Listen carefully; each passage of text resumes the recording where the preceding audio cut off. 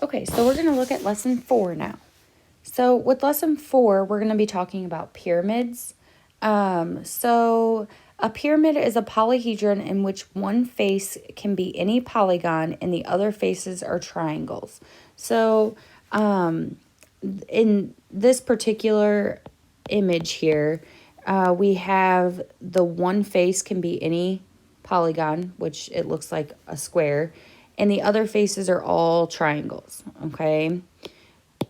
So the volume of a pyramid is 1/3 times the times big B, which we talked about. Big B is the area of the base. And then times the height, so that's just times H. So the height of the entire pyramid. An oblique pyramid is a pyramid with an apex that is not aligned above the center of the base. So here's your apex. Okay, and that's right above the center of the base. So sometimes if it's an oblique pyramid, that means that this apex could be somewhere else. So it could be over here or over here. It's not going to line up perfectly. Like here, it would not be above the center of the base. Here, it would not be above the center of the base. Okay, so that's what an oblique pyramid is. I would draw a picture, but I don't think it will help because it probably won't look right. I'm not very artistic. So let's go ahead and jump into an example. It says to find the volume of the pyramid in cubic meters and cubic centimeters. So since it's already in meters, I'm going to go ahead and start with that first. Okay, and then we can do some conversion. So if we have this pyramid, I'm going to take and say our volume is 1/3 times the area of the base times the height. So big B times H. Now, the area of the base, if you look at this base here, it is going to be a square because we have 5 and 5, which means both sides are the same, which means we would have a square. So we can say 1/3 and their length times width for our area there. Okay, and then we're going to multiply that by the height of our pyramid, and that height has to be perpendicular with the base. And if I erase this bottom part here, you can see that it's perpendicular with this little square here. Okay, that's what that square means. It means perpendicular, forms that 90-degree angle. So we're going to say then the height is going to be 12. So if we multiply everything out, we have 1/3 times, let's see, 25 times 12. That's going to give us times 300. And if you take 1/3 times 300, you're going to end up with 100 meters cubed. Okay, so that's your cubic meters. Now, some teachers, again, I've talked about this in the last 2 lessons. Some teachers will use conversions like you do in science and so in chemistry. But what I do is I say, okay, if I want to convert this to cubic centimeters, I know that there are 100 centimeters in a meter. And since we're talking about volume, we're talking about cubic, which means times 3, or times itself 3 times. So we're going to say 100 times 100 times 100. And that means that we end up with 1 million. Sorry. 1 second. Willow.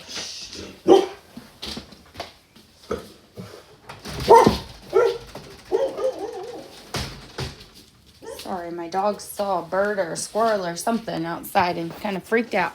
So, that means that we have 1 million centimeters per cubic meter. So since we have this 100 meters cubed here, we're going to take that 100 meters cubed and we're going to multiply that by 1 million. Okay, which is going to give us 100 million. So we have 100 million centimeters cubed.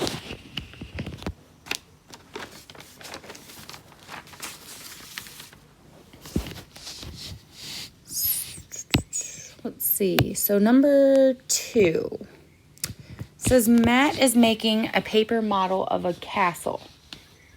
Okay. Part of the model involves cutting out the net shown and folding it into a pyramid.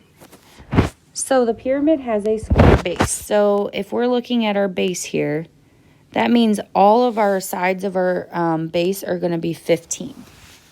All right. And then it says, what is the volume of the resulting pyramid, rounding it to the nearest whole number? All right. So we know that the volume of a pyramid is 1/3 times the area of the base times your height. Okay, so in order to find the height, we actually have to do a little bit more. So if you were to fold up the sides of this net, so each of these triangular sides, okay, if you were to fold those up, the 20 is actually on the slanted side. So it's going to be part of your slanted side. So that's going to be your 20. You have to find the perpendicular height. Okay, that is, so your height is not going to be 20. You actually have to find that height. And so if we create a triangle, if you kind of, let me erase some here. If you look at this, we have our 20 goes here. We need to find this side and we need to find this side.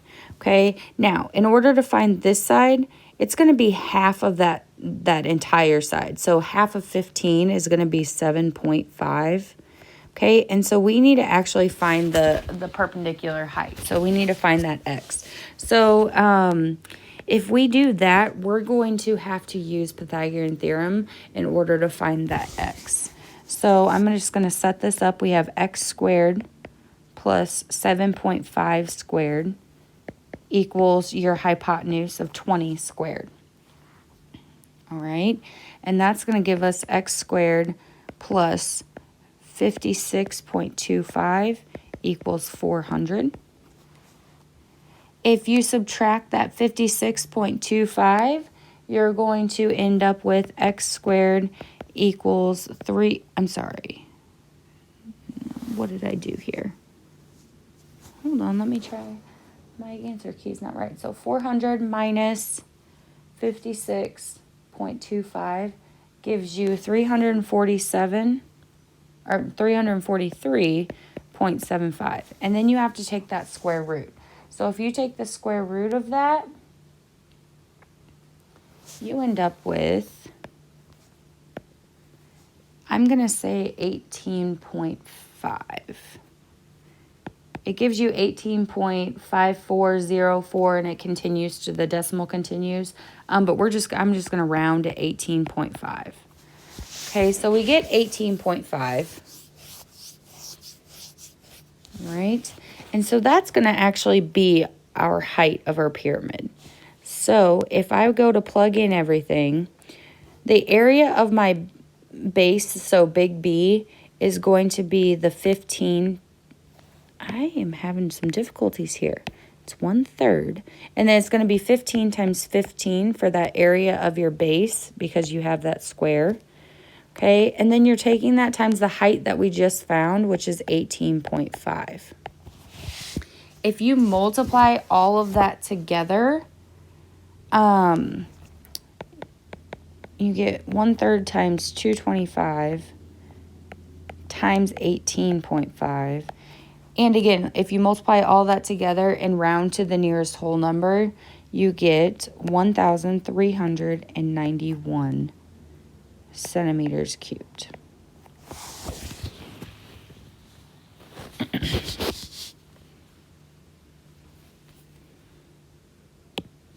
All right, moving on to number 3. It says, the table shows the approximate measures of the Great Pyramid of Giza in Egypt and the Great Pyramid of Kukulcan. I don't know if that is even close to correct. In Mexico. So approximately, what are the differences between the volumes of the Great Pyramid of Giza and the volume of the Pyramid of Kukulcan? Okay. So what you want to do here, it gives you the height of each pyramid, and it also gives you the area of the base. Okay, so those are here. So if we look and we say the volume of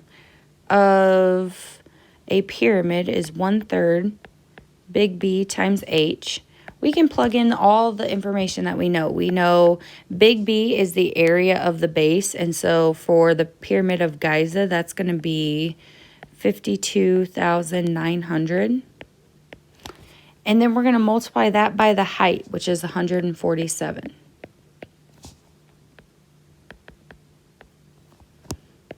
Okay, and if you multiply all of that together, you get 2,500,000.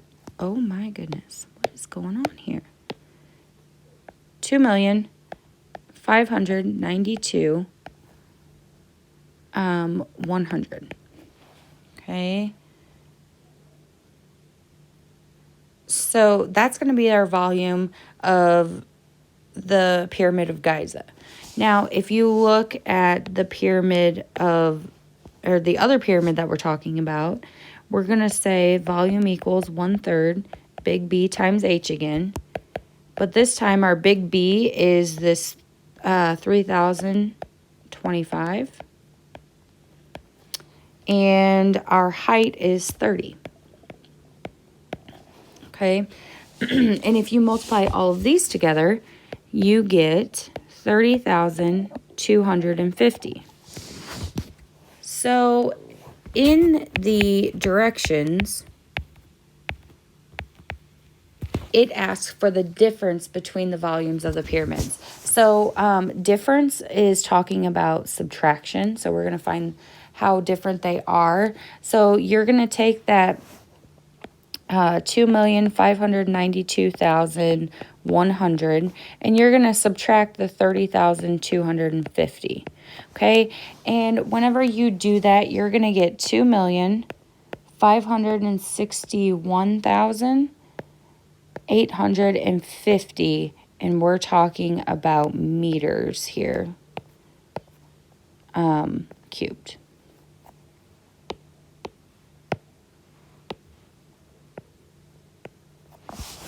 Okay.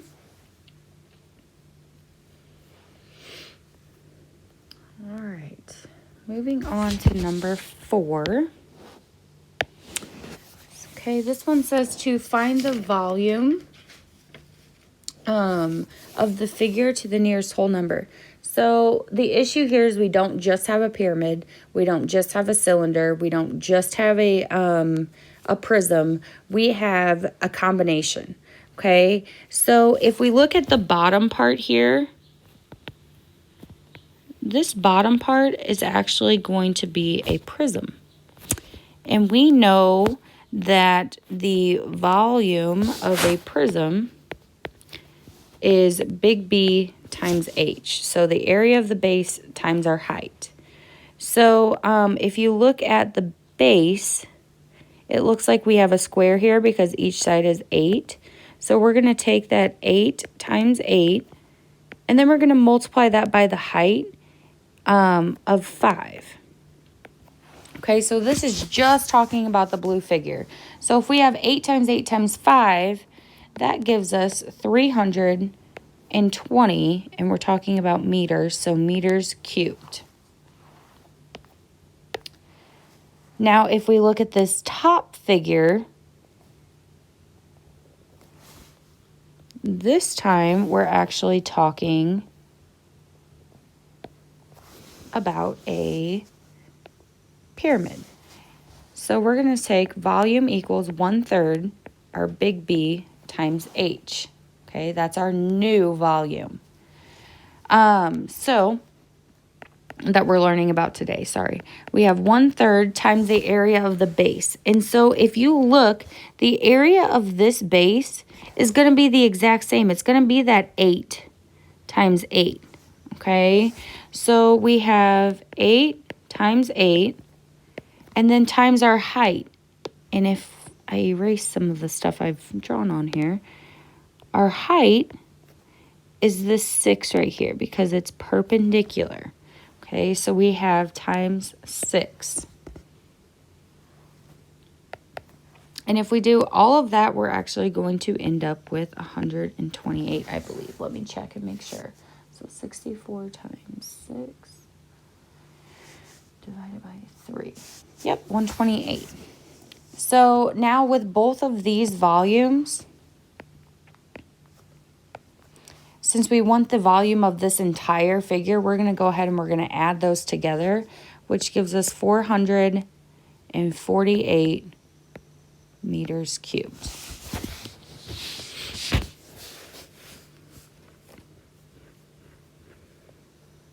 All right.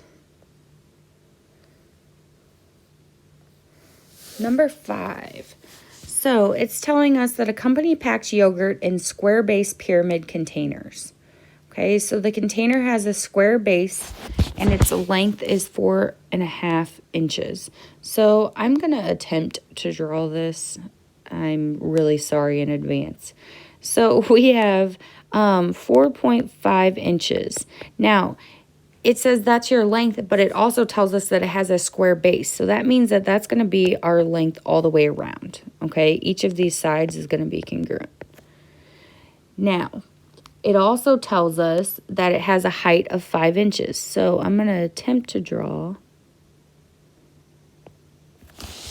this pyramid here.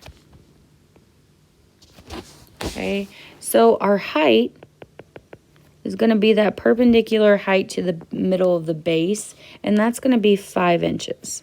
So I'm just going to write that height is 5 inches.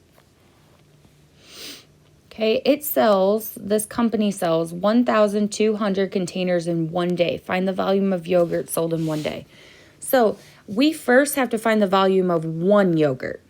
All right, so if we find the volume of this one yogurt, our volume is going to be the 1/3 times big B times H. Okay, so we have 1/3 times the area of the base. And our area of our base, that's going to be our square. So that's the 4.5 times 4.5. And then we have to multiply all of that by the height. And we were told that our height is 5. Okay, so if we multiply all of that together, that means that one particular pyramid of yogurt is 33.75 inches cubed. That's the volume of one yogurt. But the problem is we're selling 1,200 containers in one day. So we have to take that and we have to multiply that by 1,200, and we get our final answer of 40,500 inches cubed of yogurt in one day.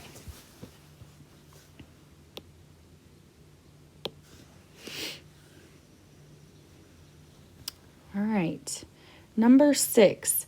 This time we're looking at a pyramid, okay? And with this pyramid, we know that the volume of a pyramid is always 1/3 big B times H, okay? It's telling us what the volume is here. So I'm going to go ahead and I'm going to put that in for V, okay? 1/3 always stays the same. The base, we have what looks like a square because we have sides of 15. So if I want to find the area of that base, I'm going to say 15 times 15. And that takes care of big B. Okay, and then we actually want to find the height. It's not giving us the height. So we actually have to say, all right, let's multiply that then by X.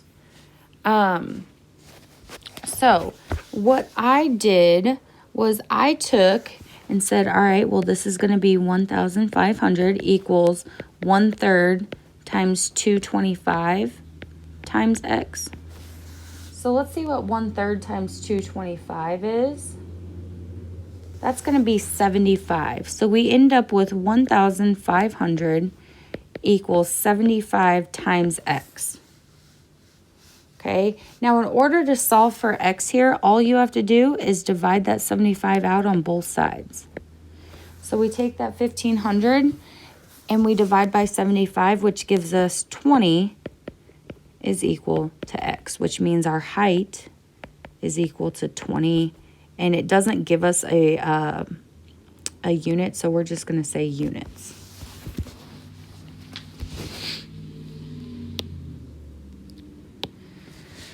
Okay, almost done, guys. So 7a, it says describe and find the volume of each figure to the nearest whole number. So basically we're stating whether this is going to be a prism or a pyramid. And in this, for part A, that is a prism. So the reason this is a prism is we have a base here of a triangle, but all of our sides are not triangles. And that's what it takes to be a prism. So if you look at part B, we have a base that, again, is a triangle, but all of my sides, so this side and that back side that's kind of hard to see here, those are all triangles, which means that we're looking at a pyramid here. Okay. I'm going to erase all my crazy marks. Okay, so for part A, if we're looking at a prism, we need to use the appropriate formula. So for the volume of a prism, we have big B times H. And big B, that being the area of the base. So if we look at our base here, we have a triangle. Now, we talked about this in lesson 2, but the area of a triangle is equal to 1/2 base times height. Okay, so we want to say volume equals, we're going to say 1/2 times our base, which is 5, times our height, and really this should show that it's a perpendicular with the base in order for us to know that that is the appropriate height, times 4 for our height. Okay, so that takes care of big B. But now we have to also multiply it by the height of the entire prism. So that's where this 3 comes in. So that means that our height of our prism is going to be 3. Okay. So if we take 1/2 times 5 times 4, we end up with 10. And we still have to multiply that by the height of 3. So 10 times 3, which is going to give us 30. And we can say millimeters cubed for volume.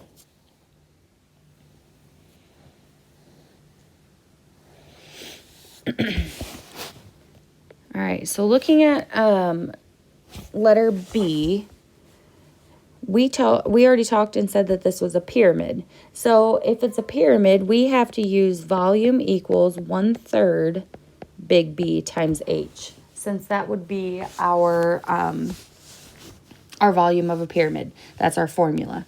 So if you're looking at the base, you're looking at a triangle.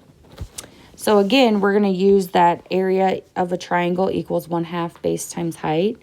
So we're taking the 1/3, then in parentheses, I'm going to say 1/2 base times height. So if you look at that triangle, here is where your perpendicular lines are. So that means our base is 5 and also our height, okay, for the base of this pyramid. And then we have to multiply that by the height of the entire pyramid, which it tells us is 6. Okay, and we can tell that that's the height because of that, again, that little square there telling us that that's the perpendicular height. Okay, so here we're going to take and say 1/3 times, if we multiply 1/2 times 5 times 5, we get 12.5 times 6. Okay, so if we multiply 1/3 times 12.5 times 6, we end up with 25, and here we have feet cubed.